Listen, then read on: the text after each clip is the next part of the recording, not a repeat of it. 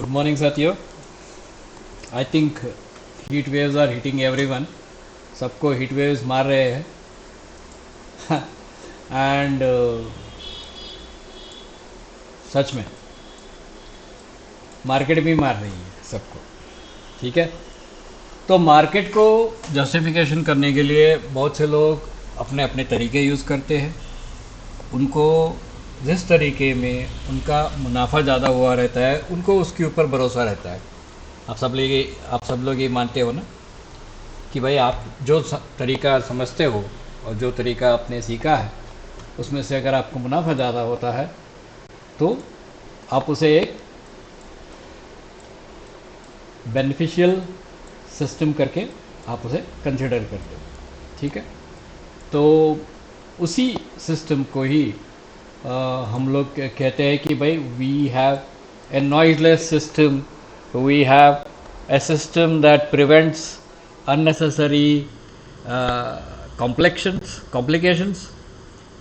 तो हाँ, ये चीज़ है कि हम लोग इस कॉम्प्लिकेशंस को समझते हैं और इसके साथ व्यवहार करते हैं. जैसे कि आपको अभी मैं ये नॉइजलेस स्टार्टिंग पे लेके आऊँ थ्री लाइन ब्रेक का. जब आप इसे गौर से देखेंगे तो आपको यहाँ तीन चीज़ समझ में आएगी. पहली बात है, यहाँ पे आपको एक क्रॉसओवर मिला, यहाँ पे आपको डाइवर्जेंस मिला और ये बना आपका ए. मान लेते हैं, चलो ठीक है, यहाँ पे आपको डाइवर्जेंस मिला, यहाँ पे और एक डाइवर्जेंस मिला और यहाँ पे आपको और एक डाइवर्जेंस मिला. It is called triple divergence. It is more likely confirming that कि इसके ऊपर अगर प्राइस जाती है तो इतना बड़ा लंबा स्टॉप आपको रखने की ज़रूरत है. देखिए, इतनी बड़ी लंबी स्टॉप आपको रखना पड़ेगा अगर इसके ऊपर प्राइस जाती है तो एक तो is it a big stop trade? The answer is no. हम इसे बिग स्टॉप ट्रेड नहीं बना सकते, बड़ा स्टॉप वाला नहीं बना सकते. तो हम लोग क्या करते हैं कि हम लोग इसे स्ट्रक्चर आइडेंटिफिकेशन करते हैं कि let us understand the structure. So the structure is this. We have this, ये ब्रेकआउट हुआ and we have a divergence. यहाँ पे एंडिंग डायगोनल मिला, यहाँ पे डाइवर्जेंस मिला. ब्रेकआउट के बाद इंटरनल स्ट्रक्चर जब भी रीटेस्ट होती है we are going to make an entry. तो let's bring this into an candlestick form. तो आप जब कैंडलस्टिक फॉर्म में लेके आते हो तो आपको यहाँ पे आपको एक क्लियर विजिबिलिटी आपके यहाँ सामने आ जाती है. ठीक है, लेकिन कैंडलस्टिक फॉर्म में जब आप आते हो तो आपको बहुत से कॉम्प्लेक्स को आपको समझना पड़ेगा. यहाँ पे गैप्स रहते हैं, सब जगह रहते हैं, लेकिन बिना गैप्स का तो कुछ होता नहीं है आज की तारीख में, क्योंकि गैप ही आज के तारीख में ये बन गई है. क्या हम इसे भी न्यूट्रलाइज कर सकते हैं? क्या इससे भी हम कम टाइम फ्रेम में, लाइन ब्रेक में या रेनको में हम इसे समझ सकते हैं क्या? तो answer is yes, we can do that. हम लोग लाइन ब्रेक में जाके एक छोटे से इसमें से समझ के इसके हम काम कर सकते हैं. ठीक, अच्छा, अब यहाँ पे आपको जब ये चीज़ मिलेगी तो you can understand that you can have a very small. जैसे ये ब्रेकआउट हुआ, फिर बाद में यहाँ पे एक ऐसा पैटर्न बनाया जिसका that means institutions now know that people are using pattern. जैसे कि हम लोग कहते हैं कि भाई इसने यहाँ पे इम्पल्स बनाया, ये पुल बैक है, तो एक नीचे एक यहाँ पे एक हमें एक चाहिए, इसके ऊपर हम ट्रेड करेंगे. लेकिन यहाँ पे आया नहीं, यहाँ पे आया नहीं क्योंकि institutions know that at this place there is a lot of short selling. तो उन्होंने उस शॉर्ट सेलर को यहाँ तक लेके गए. तो ये रिटेल ट्रेडर्स के लिए ये बहुत चुनौती वाला होगा, बहुत चुनौती वाला होगा. अगर आप रिटेल ट्रेडर के इससे देखेंगे तो you are lost how much, I tell you. अगर आपने आपका रेगुलर पैटर्न वाला आपने ट्रेड किया होगा तो आपने 2000 पॉइंट्स का 60,000 रुपये तो आपका खुला खुला नुकसान हुआ है एक ट्रेड के ऊपर। अगर आप पैटर्न भी ट्रेड करते हो तो एक ट्रेड के ऊपर 60,000 रुपए के नुकसान हो। और यहाँ भी वैसे ही हुआ। यहाँ देखिए ए बी सी कर दिया, फिर बाद में यहाँ ऊपर लेके गए। अब यहाँ भी ए बी सी दिखाई दे रहा है। अगर ये नीचे आते हैं तो it will be an A B C. मैं थोड़ा कलर चेंज कर देता हूँ आपको समझ में आ जाने दे। It will be an A B and C. कई 52,000 तक आएंगे, फिर वापस यहाँ से फिर वापस जाने की संभावना ज़्यादा होता है। ठीक है, अगर वापस नहीं गए, मान लीजिए इसी को एक टॉप बना दिया उन्होंने, तो वापस यहाँ फिर से ऐसे ऐसे करके फिर बाद में यहाँ तक आने की संभावना ज़्यादा है। ठीक है, तो these are the questions and challenges that every trader faces. अभी ये गैप्स क्यों आना शुरू हो गए? पहले तो गैप इतने नहीं आते थे, पहले गैप नहीं आते थे, अभी गैप आना शुरू हो गए। इसलिए क्योंकि पहले बैंड वैगन जो है वो बहुत ही लाइट वेट था, अभी बैंड वैगन हेवी बन गई है। यानी कि people are participating using AI. आप जब एआई का यूज़ करते हो तो this is a setback for the AI also. भाई आपने एआई यूज़ किया तो एआई में आपको मिला क्या? अभी बताइए मुझे। एआई में आपको नुकसान दिया, तो इसलिए दीज आर वेरी रिस्की। तो इसको हम लोग हम कैसे अपना कंडीशनल मोमेंटम कैसे करेंगे कि भाई हम इससे बचना चाहते हैं? तो पहला हम समझते हैं डेली चार्टिंग का सिस्टम को हम समझने की कोशिश करते हैं। डेली चार्टिंग के सिस्टम में हम लोग चलते हैं लाइन चार्ट में। Let's hide the fractals. Line chart में हम लोग समझने की कोशिश करते हैं, और लाइन चार्ट में हमेशा से हमने ये देखी है कि देयर इज़ ए रिलेशनशिप मिलता है हमें, एक फिबोनाची की रिलेशनशिप मिलती है। We get a Fibonacci relationship. मान लेते हैं कि ये फर्स्ट इम्पल्स डाउन था, तो एक सेकेंड इम्पल्स हाई यहाँ पे था, तो आप देख सकते हो इट इज़ अ 10.618। इतनी दूर तक ये पहुँच गया डेली पे, इतनी दूर पहुँच गया ये डेली पे, इतनी दूर पहुँच गया।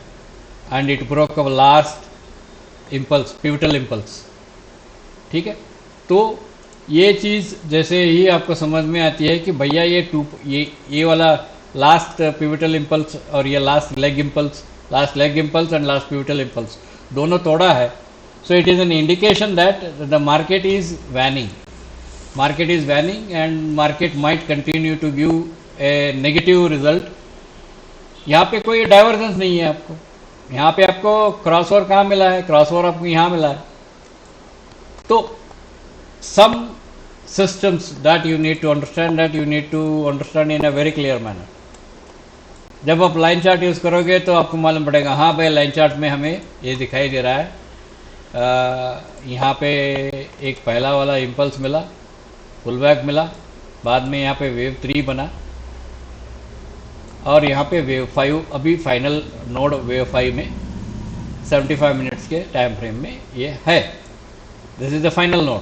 फाइनल नोड मतलब चले इसे हम लोग 30 मिनट में लेके चलते हैं, तो फाइनल नोड का आपको मालूम होता है यानी कि it is on the edge of the 5 waves, 1 2 3 4 and edge of the 5 wave. ठीक है, जब एज ऑफ द 5 वेव बनता है तो आप यहाँ नोटिस कर सकते हो कि यहाँ पे आपको वेव 3 और वेव 1 और वेव 3 के जो आप करेंगे तो it is an expanding ending diagonal, it has to end here. तो यहाँ पे मिनिमम आपका रिट्रेसमेंट मिलेगा वेव 4 तक, रिट्रेसमेंट मिलेगा 54,685 तक। तो ऑब्जेक्टिव क्या है कि आप एक मेथड को सही तरीके से समझ के अगर आप चलते हो तो आपको ऑब्जेक्टिव बेस्ड ट्रेडिंग में आपको मदद मिल जाता है। इसके प्रीवियस ट्रेंड को कैसे एंड हुआ, इसका प्रीवियस ट्रेंड को एंड कैसे हुआ, जैसे ही ये ब्रेक होती है आपके यहाँ पे एक रीटेस्ट मिला क्लोजिंग पे, तो इस रीटेस्ट से आप जा सकते हो ऊपर की। इतना एरिया जो है, this area is a grey area, you can not trade without having confirmation. Otherwise आप कैसे ट्रेड करेंगे? ये इतना ऊपर गया है, हाँ ये भी इतना ही ऊपर जाएगा, क्योंकि ये इतना ऊपर गया था, एक बार गया, एक बार गया, दो बार गया, तीन बार गया, चार बार गया। अब ये पांचवें बार जाना अगर गया तो भी इतना तो प्रॉफिट मिलेगा ही मिलेगा, ये वो समझ के आपको ये ग्रे एरिया को भी ट्रेड कर सकते हो आप।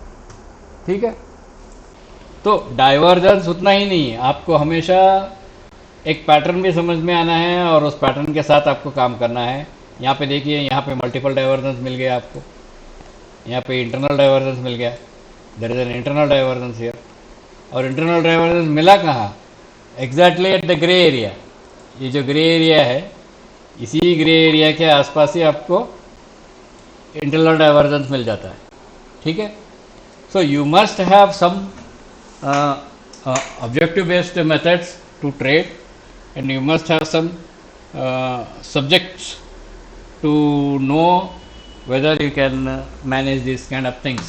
Otherwise आपको देखिए, अभी टैक्सेस ज़्यादा हो गए, यू कैनॉट बेयर इट। अगर आप 15 मिनट में भी चलो भाई हमने 15 मिनट का कर लिया है, तो 15 मिनट का भी आपको मिनिमम से मिनिमम यहाँ पे आपको एक एंडिंग डायगोनल मिलेगा 15 मिनट में। मैं अभी आपको दिखाता हूँ, यहाँ पे एक एंडिंग डायगोनल मिलेगा 15 मिनट में। आपको एंडिंग डायगोनल मिला, यहाँ मिला 15 मिनट में। इसे थोड़ा सा ये कर, येलो नहीं, इसे हाँ ये कलर है। यहाँ एंडिंग डायगोनल मिला 15 मिनट में, माफ कीजिए 1 मिनट, मिला एंडिंग डायगोनल। तो सब्जेक्टिविटी को आप जानना बहुत ज़रूरी है। सब्जेक्टिव बेस्ड ट्रेडिंग उतना ही अकेला नहीं कर सकते आप, लेकिन ऑब्जेक्टिविटी और सब्जेक्टिविटी इन दोनों को जानना बहुत ज़रूरी है। अदरवाइज व्हाट विल हैपन कि आपको मालूम भी नहीं पड़ेगा कि हम खरीदे क्या और बेचे क्या। और एक सरलता है इसमें, मैं आपको बताता हूँ। We will go to the 5 minutes and we will use a renko chart. और एक सरलता है, 1 मिनट।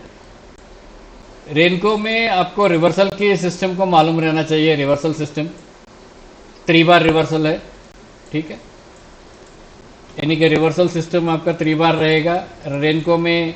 जैसे ये आपने यहाँ पे 1 2 3, तो ये 3 बार रिवर्सल है 50,394, ये रेनको का रिवर्सल है। और यहाँ पे आपका मिनिमम स्टॉप क्या रहेगा? योर स्टॉप विल बी, समझो मान लेते हो आप रेनको बेस्ड स्टॉप रखते हो और रेनको बेस्ड में 364 पॉइंट स्टॉप है and you should get minimum 1:2, तो 2 तो मिल गया आपको। जैसे ही मिला, अगर आप टेक प्रॉफिट भी कर सकते हो, नहीं तो आप टारगेट कर सकते हो कि ये हाइट क्रॉस होता है क्या देखेंगे करके, ये टारगेट कर सकते हो। ठीक है, नॉइजलेस चार्टिंग का बेनिफिट इसी में ही ज़्यादा है आपको। लेकिन नॉइजलेस चार्टिंग को ट्रेड करने के लिए आपके पास क्षमता भी होना चाहिए। You must have an valid this thing to trade a noiseless charting methods. यहाँ पे आप नॉइजलेस में आएंगे तो you can always say this is 1, this is 2, this is 4 and this is 5 already, this is already 5 and 4 में क्या हो गया आपको? 4 में आपको एक्सपेंशन मिला, इतना एक्सपांडिंग। 2 में क्या है? शार्प है करेक्शन। 4 में एक्सपेंशन मिला, ये बना ABC का पैटर्न मैं आपको दिखाता हूँ ना हमेशा। 3 3 5, ये बना ABC। और ये पॉइंट्स कितने हैं? 82 पॉइंट्स का एक ब्रिक है।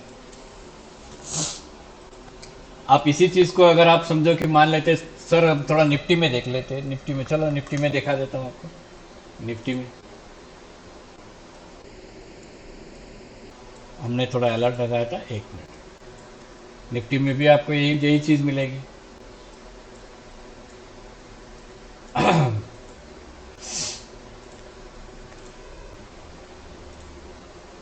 1 2 3 4 and this is, I think this is all 5। ये 5 हो गए निफ्टी में। अगर आप फिबोनाची रिलेशनशिप भी देखेंगे,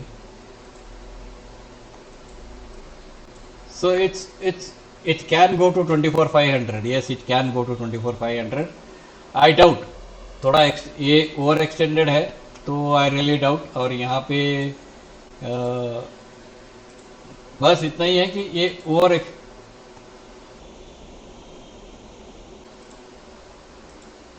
ओवर एक्सटेंडेड है 1.61 तक, और यूजुअली ये 1.61 के बाद ये बाहर आ जाती है, एक करेक्शन आता है। अगर करेक्शन आती है तो आपको निफ्टी में भी आपको you are looking for an 23,592। So noiseless charting, 90% of the traders don't know how to trade। 10% मालूम हो सकता है कि हाँ भाई उनको जानते होंगे। तो if you want you can join the trading course and you can learn, you can make money out of your every single trades। I hope you have taken a note, and let's see, कल मैं expect कर रहा हूँ इसके नीचे open होने की। I am just 24,100 के नीचे ओपन होता है तो we are looking for somewhere 23,800 के आसपास हम लोग एक आके क्लोजिंग देख सकते हैं, यानी कि कल, यानी कि मंडे। ठीक है, alright, thank you very much.